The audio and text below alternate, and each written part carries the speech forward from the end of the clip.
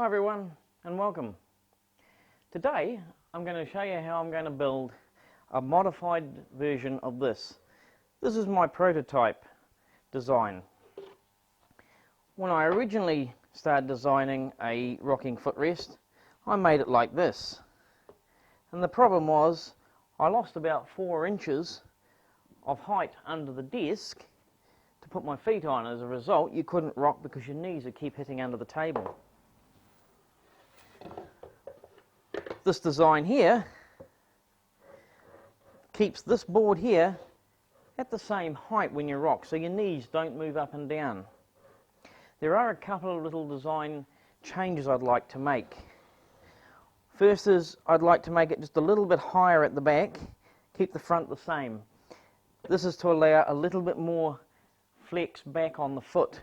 When you're going forward, your foot only basically flattens out, so it's not an issue, but your foot generally bends about 90 degrees there at the ankle. So I just like a little bit up further so you got a little bit more flex back on the foot. The second thing I don't like about this design is both your feet end up on here and they're both forced to do exactly the same thing. My feet work quite independently by themselves, so I'd like to have 2 small versions of this, one for each foot, so that they can basically do whatever they want. And I think that will be a bit more natural to use. So let's have a look at how we're going to build it. My stock for this project is a piece of 17mm thick plywood. Its X dimension is 600 mils and its Y dimension is 800 millimeters. At present I've got a 3mm cutter in the router here, and I'm going to be using that to start with to drill my pilot holes for my screws, and also a pilot hole for making a jig that I'll use to drill holes for the bearing bolts to go into.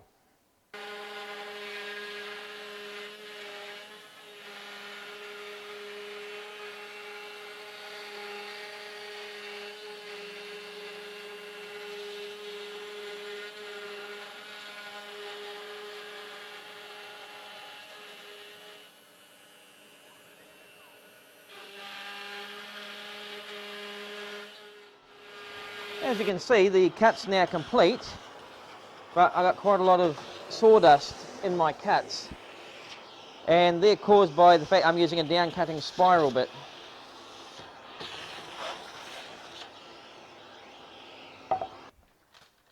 Having released the items from the cutout, and I've given them a light sand, these are the first parts we need to attack. These are going to make the jig for drilling the holes into the side of the footrests so that we can mount our bearings. I'm going to just add a little bit of glue here, and I'm going to glue the full-sized one on top of the half-sized one, like so. And to keep them lined up, I'm just going to put a couple of nails into them just to hold it together.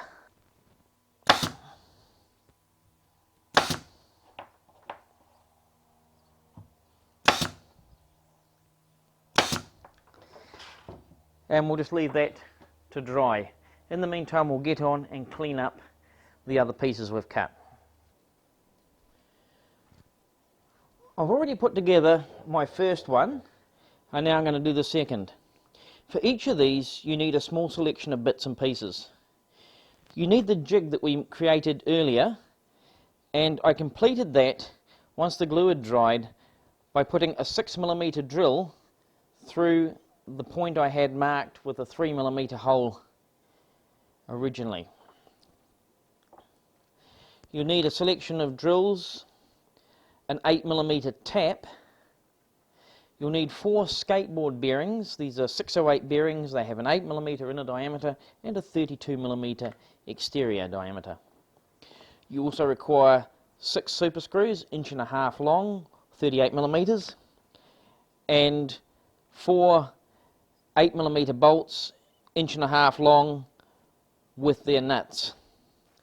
We're going to assemble these bits first.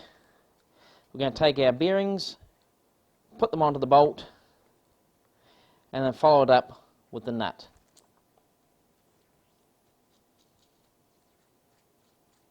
Like so. Right, now they're done, we'll just put them aside. And we'll look at assembling the frame.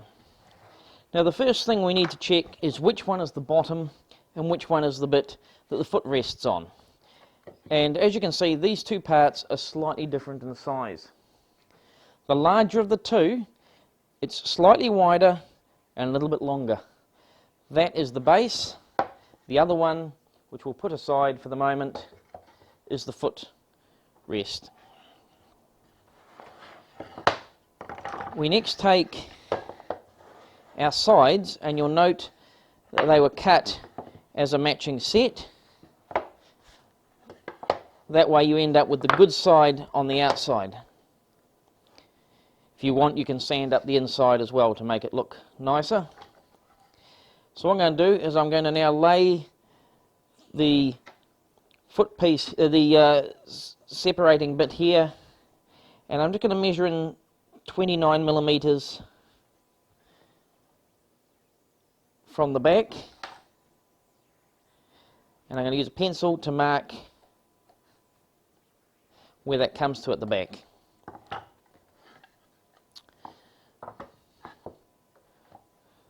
We now know that this here will sit here when it's screwed together. So I line up that pencil mark with the piece of wood here, and I'm just going to drag this to the front of the table here, and using a countersink bit with an appropriate size drill, I'm going to drill the first screw hole. Just make sure that's lined up, like so. Yep.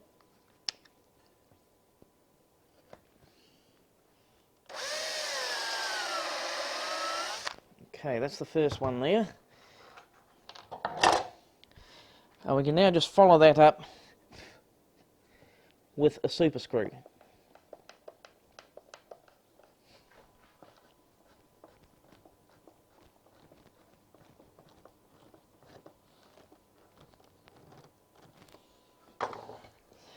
We can now come to the front. We've already got our pilot holes here on the wood there, so we can now follow that up with one at the front and a screw.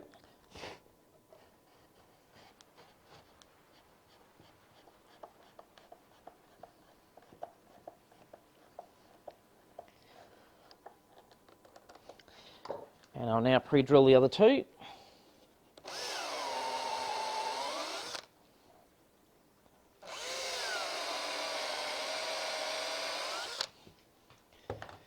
Won't worry about those screws for the minute. I can now do the other side. Now the best way to make sure these are totally in alignment is to use a square. Just put on the first one there, bring this one up to it, like so, and then drill our first hole. I'll just put a screw in there.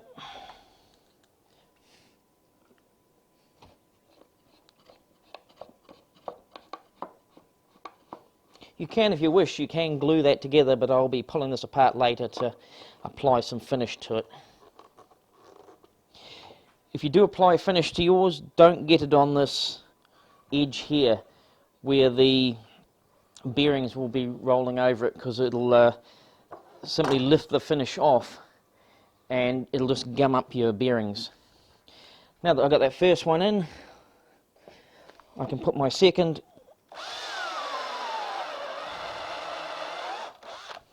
one in.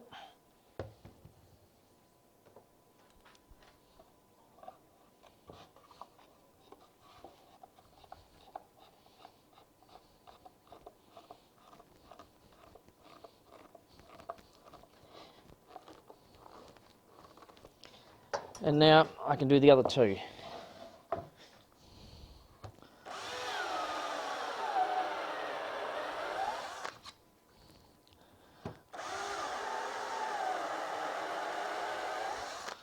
think my battery must be getting a little bit flat. Right, now that the carriage there is completed, we now need to make this bit here, the bit that's going to roll on it. So this is where we start to use our jig. The jig is made so that this piece here just slides over here, and you just bring it up flush with there and drill a 6mm hole using this here as a guide.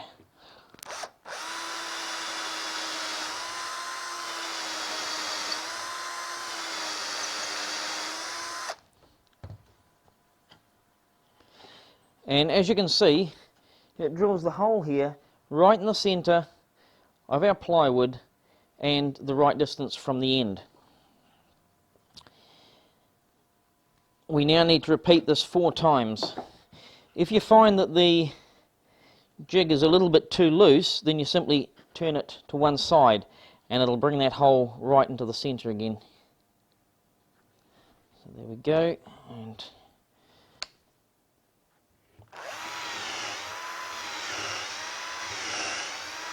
now I'm making these holes reasonably deep because when I go to put a thread in them, I need to have somewhere for the wood chips to go into. I don't want it bottoming out.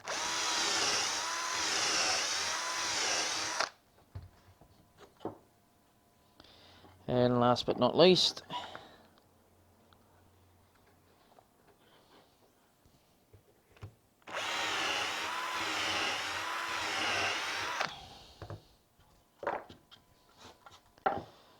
so there's our 4 holes. Next we need to tap them, and for that I'm going to use this. It's an 8mm tap, made for doing steel, not wood, but what I found is it seems to work quite well in plywood. Here's my example here. You can see here that there are threads in the plywood there, and they hold really well. To tap these threads, I'm just putting my 8mm tap into my drill, turning it on low so it doesn't, and just let it slowly work its way into the wood.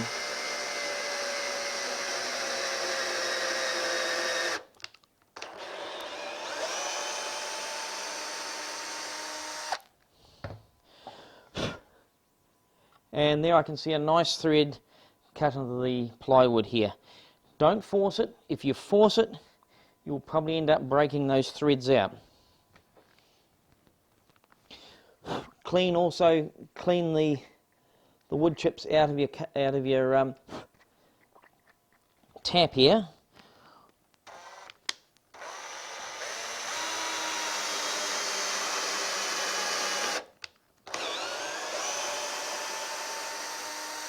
Just let it pull itself into the wood, don't force it.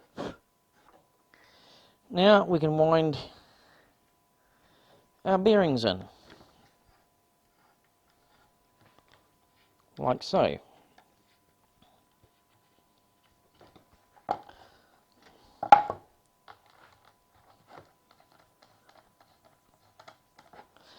Now when you wind them in, just make them so they're just tight and no more. We don't want to force it.